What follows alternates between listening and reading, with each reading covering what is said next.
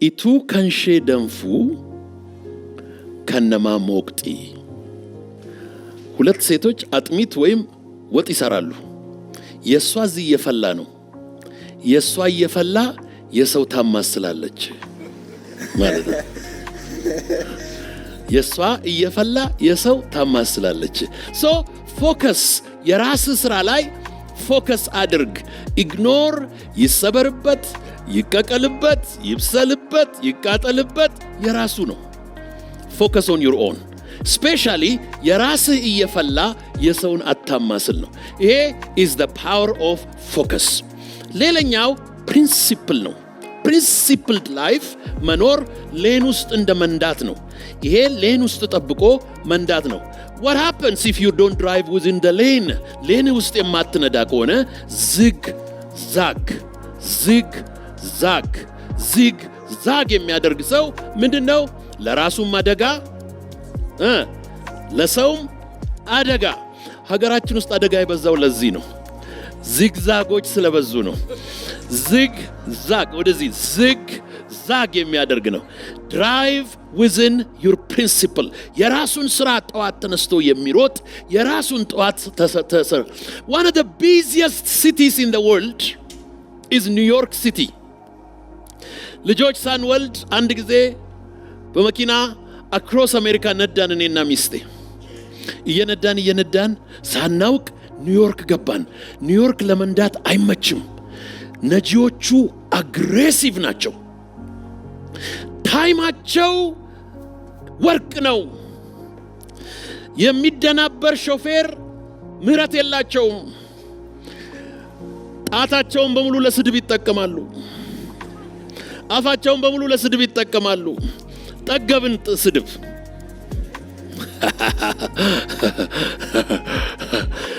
ጥሩ ሹፌር እሷ ነች። መኪና መንዳት ያስተማረችም እሷ ነች። ሁሌ ስለምታስታውሰኝ ይኸው በህዝብ ፊት ልናገርላት።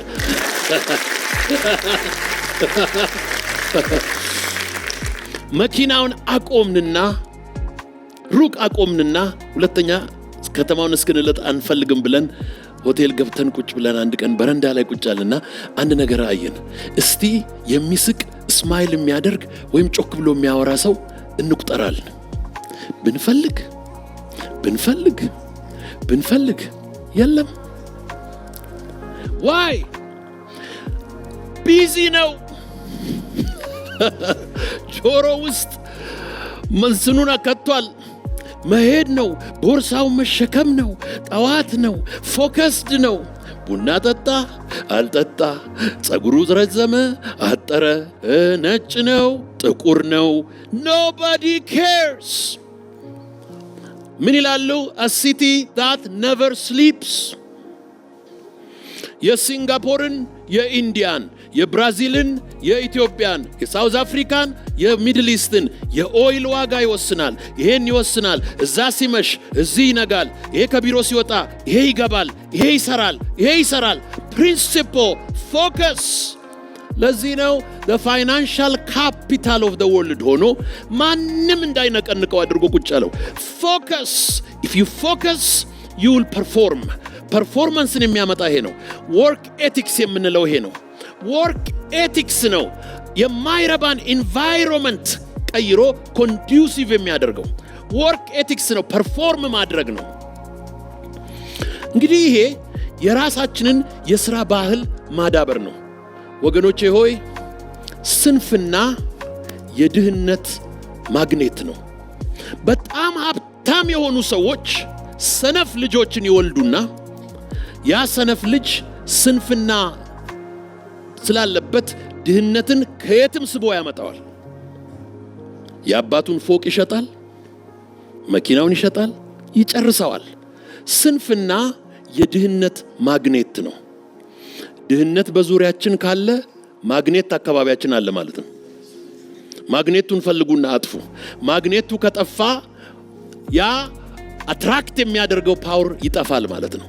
ስንፍና this is poverty mindset, poverty circumstance ብዙ ጊዜ ያንን ነገሮች ይሄ የስንፍና ስርዓቶች የስንፍና ላይፍ ስታይል የሚያደርገው ነው። ድህነትን ከዓለም ጥግ ስቦ ያመጣዋል። ምንም የመሰለ ቱጃር ቤተሰብ ውስጥ ስቦ የሚያመጣው ስንፍና ነው።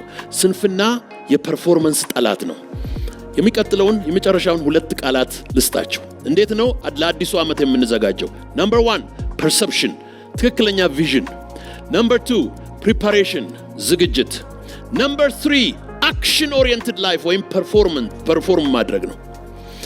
አራተኛው በጣም ወሳኝ ነገር ነው፣ ፕሮዳክቲቭ መሆን ነው። እያንዳንዱ ሰው በህይወቱ የሚሸጥ ነገር ሊኖረው ያስፈልጋል። የሚሸጥ ነገር ማለት something of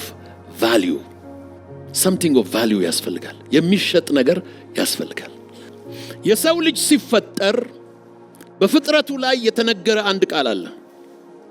be fruitful, multiply and fill the earth and have dominion የሚሉ 4 ቃላት በሰው ላይ ተነግረዋል። አፍራ፣ ከዛስ ብዛ፣ ከዛስ ምድርን ሙላ፣ ከዛ ምድርን ግዛ። This is divine words pronounced over human life. በሰው ልጆች ላይ የተነገረ ቃል ነው። ማፍራት አለብን። የምናፈራው ነገር ደግሞ something of value ነው። something of value ያለውን ነገር የሚያፈራ ህዝብ ሁልጊዜ ሀብታም ይሆናል። የሚሸጥ ነገር ያስፈልገናል። ሁልጊዜ የሚሸጥ ችሎታ፣ የሚሸጥ ሐሳብ፣ የሚሸጥ ምርት እጅግ በጣም ያስፈልገናል። ቻይኖች ምርታማ ከመሆናቸው በፊት በጣም የሚጣሉ፣ የሚጋጩ፣ ባህላቸውን ሴትል ያላደረጉ፣ ችግራቸውን ያልፈቱ ነበሩ እና ትልቁን የቻይና ግድግዳ ሄጄ 2-3 ጊዜ ወጥቼ ወክ አድርጌበት ጎብኝቼዋለሁ እና ሁልጊዜ ቢግ ቻይና ዎል ላይ ሲሄድ አንድ የሚገርመኝ ታሪክ አለ። በዚህ ወገንና በዚህ ወገን ያሉ ሰዎች በጣም ስለሚጣሉ ነው ግድግዳውን የሰሩት ላለመገናኘት። ያን ግድግዳ ከፍ አድርገው ነው የሰሩት፣ ሰፋ አድርገው ነው የሰሩት። ያለቀው ያንን ያለ ሲሚንቶ ያለ ቴክኖሎጂ የተሰራን ግድግዳ ለመስራት ያለቀው የቻይና ቁጥር ህዝብ ቁጥር ስፍር የለውም። ጊዜ፣ ጉልበት፣ ገንዘብ አልቆ ረጅም ግድግዳ ሰርተው ከጨረሱ በኋላ ታረቁ። ከዛ ቼርማን ማኦ ሴቱንግ መጡ። ካልቸራል ሬቮሉሽን መጣ፣ ኮሙኒዝም መጣ፣ ተጨራረሱ፣ ብዙ ነገር ሴትል አደረጉ። ወደ ፕሮዳክቲቪቲ ሲቀየሩ ግን፣ ወደ ማምረት ሲቀየሩ ግን ኢንተርናል ጦርነት የሚባል አስወገዱ። አሁን በጣም የሚገርመኝ በአሮጌ ባቡራቸው፣ በአዲስ ባቡራቸው፣ በቡሌት ትሬናቸው፣ በአሮጌ ባቡራቸውም ሄጃለሁ። በተለይ በአሮጌ ባቡራቸው ገጠራቸው ውስጥ ስጓዝ አንዱ ባቡር ብቻ 4 አልጋ ነው ያለው። ሌሊትና ቀን ነው የሚጓዘው። ትተኛለህ ከማታውቀው 4 ሰው ጋር። በዚህ 4 ጉድ ነው ያየሁት። ፕራይቬት ሩም የለመድኩ ብቻዬን መተኛትም ወድ ሰውዬ በዚህ 4 ደግሞ የሚገርማችሁ ወንድ የለ ሴት የለ እንደፈለገ ነው የሚገባው። ፎከስድ ነው። ከዚህ ወደ ፋብሪካው ይሄዳል፣ ይወጣል፣ ይሰራል። ሌሊትና ቀን ነው የሚሰራው። ጋፕ አለ። ግራንድ ፓረንት እና ግራንድ ቻይልድ ነው ኮሚኒቲ ውስጥ ያለው። መሃል ያለው ጄኔሬሽን ፋብሪካ ነው ያለው። ኢንቫይሮንመንቱ ዲስትሮይድ እስኪሆን ድረስ፣ ኦዞኑ እስኪቀደድ፣ በደመናው እስኪጨልም ድረስ ጨክነው ፋብሪካውን 24 ሰዓት ባለ በሌለ ጉልበቱ ሰሩ። ከመጨረሻ ድህነት፣ ከመጨረሻ ግጭት፣ ከመጨረሻ ጥላቻ እዛ ላይ ወጡ። የሚፈልገውን ነገር በሙሉ ዓለም ሁሉ የሚገዛው ዛሬ ከቻይና ነው። ወደደም ጠላም ፕሮዳክቲቭ ኮሚኒቲ ስለሆነ ይሸጣል። አሜሪካን ሀገር ማንኛውም ሰው ኢኮኖሚ ቢዝነስ ፕላን በሚያወጣበት ጊዜ ሁሌ ቻይና ፓርት ነው፣ ከቻይና ነው የሚያመጣው። ላንዲንግ ኮስት ይላሉ። ከቻይና መጥቶ አሜሪካስ አርፎ የሚሸጥበት ሁሉ ጊዜ ከቻይና ነው የሚገዛው። ኤር ኮንዲሽነር፣ ሜዲሲን፣ አሁን ደግሞ የመኪናን ኢንዱስትሪ በሙሉ እያርበደበዱት ነው። የጀርመን ቴክኖሎጂ ይገዛሉ፣ ዲትሮይት ታላላቅ የአሜሪካን የመኪና ማምረቻ ካምፓኒዎች ተደናግጠው ተደናብረው የሚገቡበት ጠፍቷቸዋል። ጀመረ ገባ። ፕሮዳክቲቭ ከሆንክ የሚሸጥ ነገር ካለ ሁልጊዜ ተፈላጊ ትሆናለህ። ሁልጊዜ የሚሸጥ ነገር ያስፈልገናል። የሚሸጥ ነገር በአእምሯችን፣ በእጃችን፣ ከአፋችን፣ ከህይወታችን መመረት አለበት። የሚሸጥ ነገር፣ የሚሸጥ የእርሻ ምርት፣ የሚሸጥ የፋብሪካ ምርት፣ የሚሸጥ ችሎታ፣ የሚሸጥ መልክ፣ የሚሸጥ አቅም፣ የሚሸጥ ንግግር፣ የሚሸጥ ጽሁፍ፣ የሚሸጥ ክህሎት ያስፈልገናል። you have to have something of value። ስለዚህ በሚቀጥለው ዓመት እኔ ምንድነው ማመርተው? what do I produce? ሞደው መጽሐፍ ቅዱስ ላይ እንደዚህ ያለ፣ እኔ እውነተኛው የወይን ግንድ ነኝ፣ አባቴም ገበሬ ነው፣ እናንተ ቅርንጫፎቼ ናችሁ። አባቴ የሚያፈራውን ቅርንጫፍ አብዝቶ እንዲያፈራ ያጠራዋል፣ የማያፈራውን ደግሞ ይቆርጠውና ወደ ማያቋርጥ እሳት ይጥለዋል።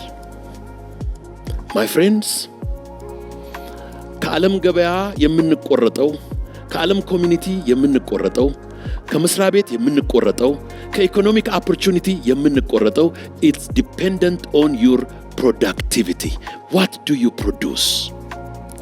ይሄ ፕሮዲዩስ የምናደርገው ነገር it is extremely important። ፕሮዳክቲቭ የሆነ ነገር እንዴት ነው ፕሮዲዩስ የምናደርገው? አካባቢ አለ፣ በዙሪያ አለ። አንድ የኔ ምሳሌ ልንገራችሁና ወደ መጨረሻዊ ፖይንት ልምጣ። የኔ ትምህርት ቤት ሁለት የተለያዩ ትምህርት ቤቶች፣ ብዙ የተለያዩ ትምህርት ቤቶች አሉ። አንደኛው በጣም ወደ ገጠር ሻሸመኔ በትንሽ ገንዘብ ሰዎች የሚማሩበት ነው። አዲስ አበባም ላይ ደግሞ ካምብሪጅ በጣም በብዙ ገንዘብ ሰዎች የሚማሩበት ነው። ሁለቱም ትምህርት ቤት ነው። ሁለቱንም ልጆች እናቶቻቸው ይወዷቸዋል። የኬምብሪጅ ትምህርት ቤት ግን እናቶች ብዙም ገንዘብ ብዙም አቅም ስላላቸው ፓክ የሚያደርጉት ምሳ ብዙ ነው። ከልጁ ወይም ከልጅቷ አቅም በላይ ነው። ብዙ ጊዜ ፍሩት ያደርጋሉ፣ ፓስታ ያደርጋሉ፣ ኩኪስ ያደርጋሉ። ልጁ የሚጠግብ አይመስላቸው። ልጁ ያን ሁሉ አይበላው። ትምህርት ቤቴ ሳይ ብዙ ምግብ ዳምፕ ይደረጋል። ይሄም ምግብ ማን ሊበላው ይችላል ብዬ አሰብኩና ዶሮ። ስለዚህ ሄድኩና የዶሮ ቦታ አዘጋጀው። ስለ ዶሮ ስፈልግ አንድ በጣም የምወደው ጓደኛዬ የዶሮ ስራ እኮ ጀምሬያለሁ ብሎ ፎቶግራፍ ላከልኝ። ከማልጠብቀው የምወደው ጓደኛዬ ደግሞ ሰለሞን ጋጋ የሚባል አርቲስት ነው። እስቲ ቆምና ሰላም በላቸው።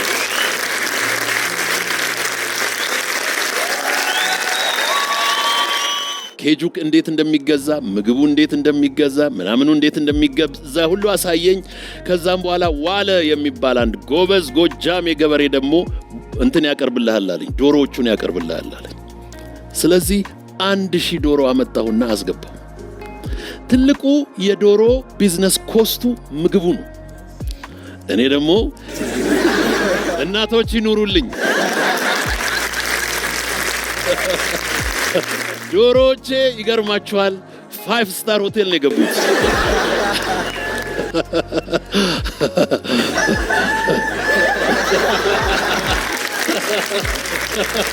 all of a sudden 1000 ዶሮ 900 እንቁላል 970 እንቁላል ይጥላል።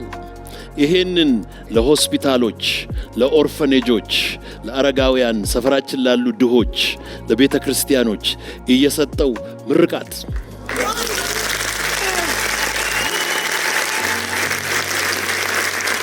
ዙሪያን ከተመለከትክ የሆነ ሪሶርስ አለ፣ የሆነ ኦፖርቹኒቲ ደግሞ አለ።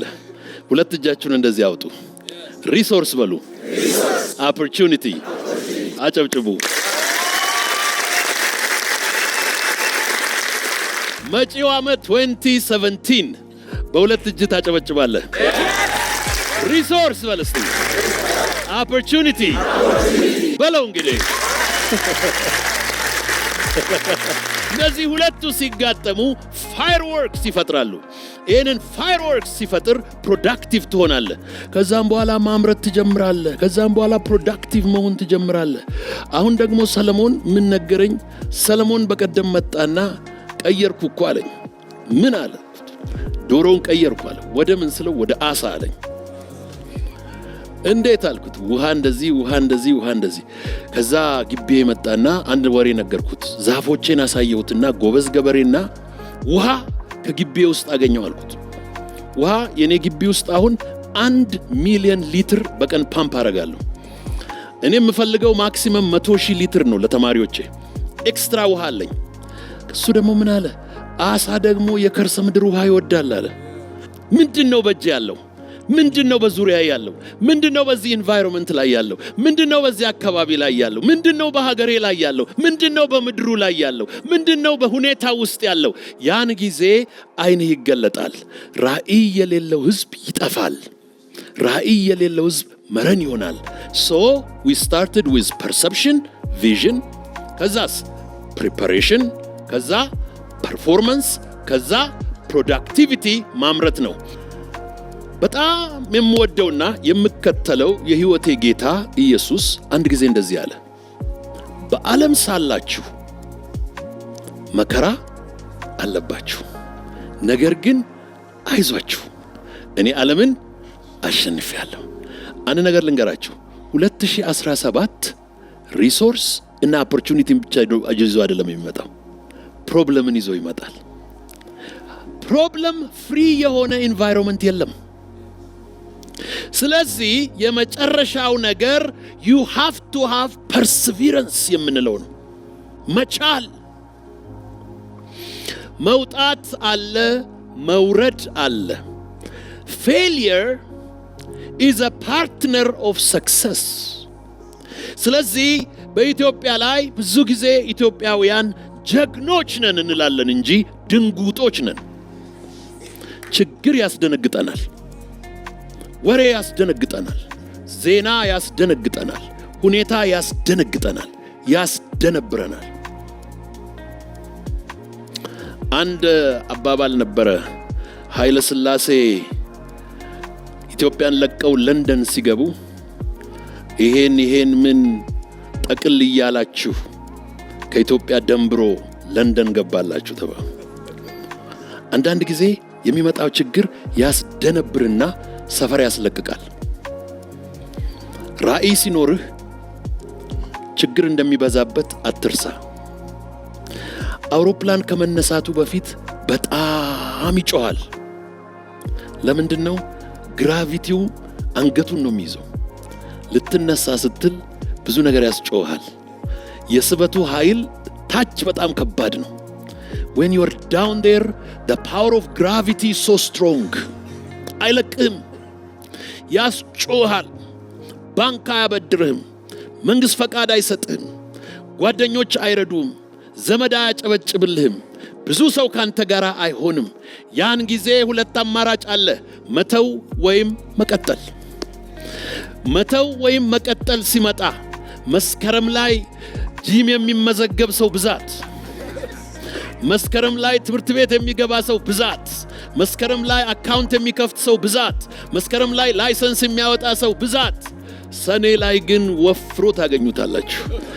ጂሙን ስለተወ፣ ራእዩን ስለተወ፣ እቅዱን ስለተወ። you have to persevere, you have to push through, you have to be a fighter, you have to be a fighter። ያለ ፋይት የምታገኘው ነገር የለም። and you have to be merciless። ራስህም ላይ ኢንቫይሮንመንትህም ላይ ከመንገድ ላይ ለማስለቀቅ ዋጋ መክፈል አለብህ። ራስህን፣ ቪዥንህን፣ ሐሳብህን፣ እቅድህን ዲፌንድ ለማድረግ መቆም አለብህ። የአቋም ሰው፣ የሥራ ሰው፣ የትጋት ሰው መሆን አለብህ። and you have to be persevering። በዓለም ሳላችሁ መከራ አለባችሁ። አንድ ጊዜ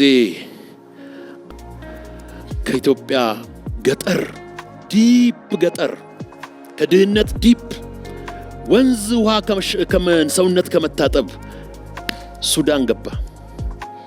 ብዙ ሳይቆይ በጥቂት ቀናት ተመቻችቶለት ኢሚግሬሽንና ምናምን አንስቶ አሜሪካ ጣለው። እኔ አሜሪካን ነበርኩ። አፓርትመንት ሰጡት፣ አስጎበኙት። ይሄ መኝታ ክፍል ይባላል አሉት፣ ይሄ ሳሎን ይባላል አሉት። ይሄ ደግሞ ኪችን ይባላል አሉት። ይሄ ደግሞ ሻወር ይባላል አሉት። እዚህ ውስጥ ነው ሰውነትን የምትታጠበው አሉት። ወንዝ የነበረው ሰውዬ ቤት ውስጥ ሰውነት መታጠብ ግራ ገባው። እንዴት ነው አሉት። ሙቅ ውሃ አለ፣ ቀዝቃዛ ውሃ አለ አሉት። በዚህ ቀዝቃዛ ትከፍትና ቀስ ብለህ ሙቅ ትቀላቅላለህ እስኪስማማህ ድረስ አሉት። ሄቨን ነው አለ። አሚን ሄቨን አለ። ሰዎቹ እስኪወጡ ቸኮልኩ አለ። To try shower for the first time. To experience shower for the first time. ይህ ሰው ሄቨን ነው አለ። ከዛ በኋላ ገባ። ሰዎቹ እንደወጡ ልብሱን አወለቀ። ሻወር ውስጥ ገባ። እንዲህ አለ፣ ያ ውሃ መጥቶ ቷ ሲያረገኝ ከአፌ ውስጥ እልልታ ፈለቀ አለ። He said, he thought that is over. Life is over መሰለው። ጠዋት መጣና ኢሚግሬሽን ኦፊሰሩ እንደዚህ አለው፣ ከዛሬ ጀምሮ ስራ ትፈልጋለህ አለው። የራስን ስራ መስራት፣ የራስን ገንዘብ ሜክ ማድረግ፣ የቤት ኪራይ የሚባል መክፈል አለብህ አሉት። እሺ ያለ አሜሪካን ነው። አንድ ሱፍ ገዝቷል፣ ከረባትና ሸሚዝ ገዝቷል። ጠዋት ሰውየው ሲመጣ ዝንጥ ብሎ ጠበቀው። ስራ ፍለጋ እንደሚሄድ አልገባው። ሰውየው ይዞት ወጣ። የመጀመሪያ የተገኘው ስራ ሳር ማጨድ ነው። ጀመረ። ሲያጭድ ኮቱን ሲያወልቅ፣ ሲያጭድ ከረባቱን ሲያወልቅ፣ ሲያጭድ ሸሚዙን ሲያወልቅ፣ መጨረሻ ላይ ምን ገባው? ለካ አሜሪካም መከራ አለ።